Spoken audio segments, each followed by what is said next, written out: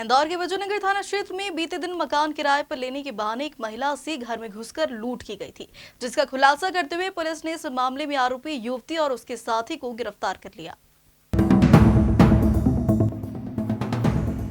दरअसल यह घटना इंदौर के विजयनगर थाना क्षेत्र के कृष्णबाग इलाके की है, जहां एक महिला ने अपनी शिकायत में बताया कि एक युवती किराए का कमरा लेने के बहाने उसके घर आई। जब महिला ने कमरे का किराया नहीं होने की वजह से उसे कमरा देने से मना किया, तो युवती ने पानी मांगकर खुद को मसाज पार्लर में काम करने वाली बताया। फिर उसने महिला को मुफ्त में मसाज देने का लालच दिया। महिला के झांसे में आने के बाद युवती ने मसाज करते समय उसमें नशीला पदार्थ मिला दिया, जिससे महिला बेहोश हो गई। इसके बाद युवती ने महिला के सोने के टॉप और मंगलसूत्र चुराए और अपने साथी के साथ वहां से फरार हो गई। महिला ने इस मामले की शिकायत विजयनगर थाने में दर्ज करवाई और पुलिस ने मामले की गंभीरता को देखते हुए जांच शुरू कर दी। पुलिस ने पीड़िता की शिकायत पर दोनों आरोपियों को गिरफ्तार कर लिया है।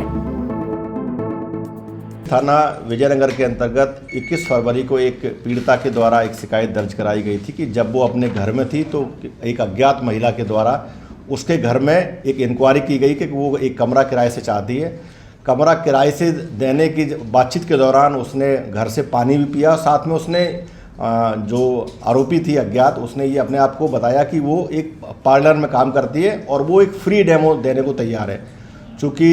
पीड़िता इस बात को नहीं समझ पाई और उसने उस पर हाँ कर दी और इस बहाने से उसने एक ट्रायल के लिए या एक फ्री डेमो के बहाने उसका जो फेशियल किया। फेशियल में जो भी क्रीम थी, क्रीम के साथ में जो आरोपी थी जो मतलब इसकी घटना की, उसने बहुत ही चतुराई के साथ में उसमें एक आयोडेक्स की जो भी लिक्विड या कुछ और भी कुछ उसमें हो सकता है जिससे स्किन का सेंसेशन ख़त्म होता हो, जिससे मतलब सुन्न पड़ जाता हो, तो उसने उसके चेहरे पर और कान पर उसके मालिश की, मसाज की और उसी दौरान उसने जो आरोपी के द्वारा जो उसका गले का मंगलसूत्र जो सोने का था, इसके अलावा जो टॉप्स थे, उनको वो अपने साथ में ले गई। जब थोड़ी देर बाद जब उसका सेंसेशन ख़त्म हुआ और पीड़िता के द्वारा देखा गया कि उसके शरीर से जो सोने का टॉप्स और जो उसका मंगलसूत्र सोने का है वो गायब है, उसकी सूचना पुलिस के थाना विजयनगर पर दी गई और पुलिस थाना विजयनगर ने उसमें एक धारा 103 और 307 BNS का अपराध पंजीबद्ध किया है। चूँकि घटना ये पहले प्रकार की थी, इसलिए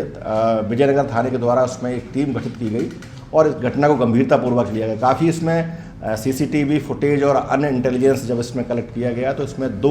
आरोपी चिन्हित हुए। उसमें एक तो महिला थी जो मौके पर आई है, साथ में उसमें एक और जो उसका कैरियर था जो घटनास्थल पे थोड़ा दूर था मोटरसाइकिल से, उसकी पहचान की गई और फाइनली जब इसमें डिटेक्शन हुआ तो इसमें जो आरोपी विनोद प्रजापति, ये लोकनायक नगर थाना छत्तीपुरा का है और इसकी ये गर्लफ्रेंड थी, बेसिकली महिला मित्र थी। दोनों ने आकर के इस घटना को अंजाम दिया है और घटना के बाद से इन्होंने ये सामान भी आपस में बांट लिया था। महत्वपूर्ण पहलू इसमें ये कि इस पूरी घटना का न केवल पर्दाफाश किया गया बल्कि इसमें इंदौर पुलिस की ओर से मैं सभी नागरिकों से ये भी अपील करूंगा या एडवाइजरी मैं आप लोगों को एडवाइज करना चाहूँगा